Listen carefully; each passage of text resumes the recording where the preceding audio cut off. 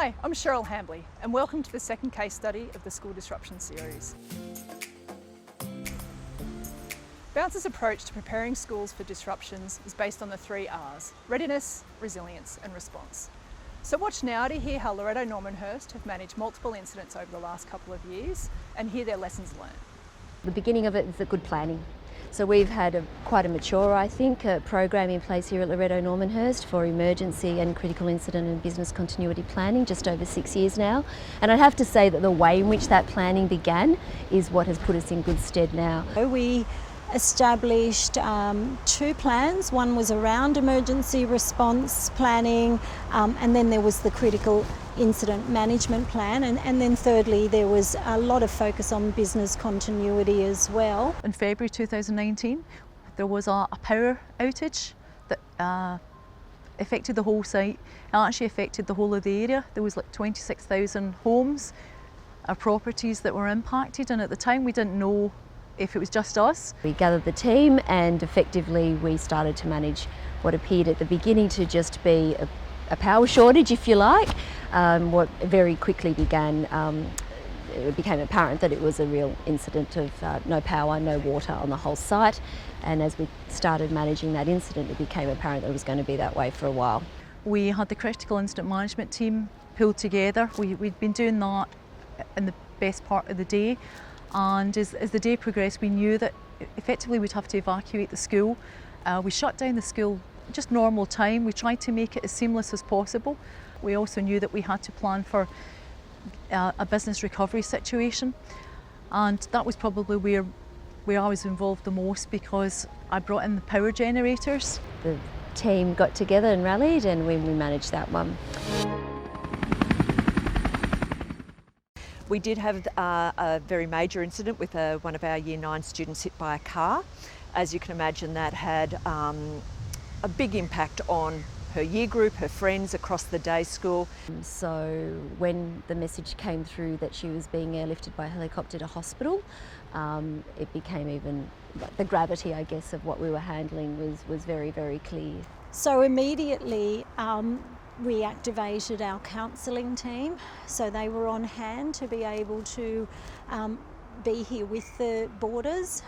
So for those girls, there was a lot of trauma involved in that. We had to put a lot of supports in around the girls that were with her, the wider year group, and then of course across the day school. We were given some great advice from the Children's Hospital unit, the counselling unit there, on strategies that we could employ to ensure that the girls who were involved weren't reliving, and that they had strategies as to be able to move on. And as I said earlier, thankfully the student was fine, and that certainly helped in the recovery. Around November is when the fires were here locally in Sydney, getting very, very close to us here at Loreto Normanhurst. That then became the next big incident of the year that we managed as a team to ensure the safety of people and property. And then of course we've had COVID, has been a big impact, getting the girls home. We didn't think it was traumatic at the time.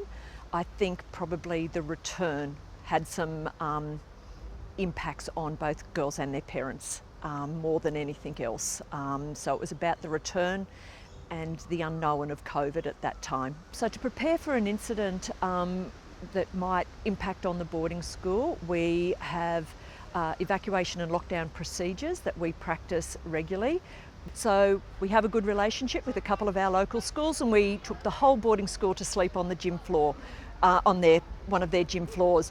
But we found that was a really good bonding experience for our girls, and that's what we treated it as. On another occasion, when it was going to be more than one night, we worked out that it would actually be better to have a billeting system with local families and with our school families. And we had the boarding school evacuated within, I think, just over an hour.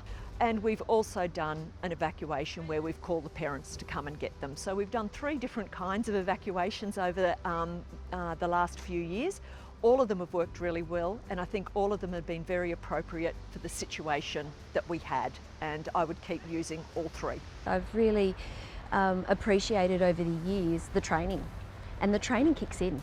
When there's adrenaline, when you can't be in an emotional state, when there's fatigue, when there's all these other things happening, you need to kick into gear based on your training. I think it's important with any response to recognise that the impacts stretch far beyond the business continuity or business as usual, and there are really significant human impacts that are felt. So I think the insights, particularly around some of the longer ones that we were managing, was making sure that we built in that robustness of succession, so draw on it and draw on the other people and take your breaks, etc., and have that clarity of roles, so we were able to do that. Be prepared, have a lot of scenarios that could happen, practice a lot, but also be in good relationship with the other heads of boarding around your areas, because they're your best source of knowledge as well. I really think my relationship with a number of other boarding schools has been really important to cover off in making sure that we are safe. My advice would be to have plenty of training. Think about which areas you need the training in and focus on certain exercises that are key to your business operations. I think that's crucial to all is experience. The more you do it, the better you get. There'd be many times where we've sat around the table when there has been a simulation, and you might just get that tendency to think, oh my goodness, this seems a bit far-fetched. But as we know from some of the incidents we've responded to in the last 2 years, that there is nothing far-fetched about any of these incidents, and the more training that can be done, the more confidently staff will respond. We have put things in place to ensure that we have 2 teams that can be activated, and also looking at the occurrence of meetings or how you might be communicating, just to ensure that there is time for staff to be having time away from having to deal with and manage an incident. My advice I would give to other schools in regard to business disruptions is to know what are your critical business functions, and once you've identified that, make sure that you have training to focus on those particular areas, and make sure you do plenty of exercises to identify any weaknesses and to ensure that your staff know exactly what they're doing and when they're doing it. That solid planning and the way in which we built that together, it wasn't an off-the-shelf piece, means that it feels right for us. It makes you stronger. And the robustness of a strong program, the rigour of really good training, and having the right people around you who have been likewise trained, makes you much stronger when you're going through it.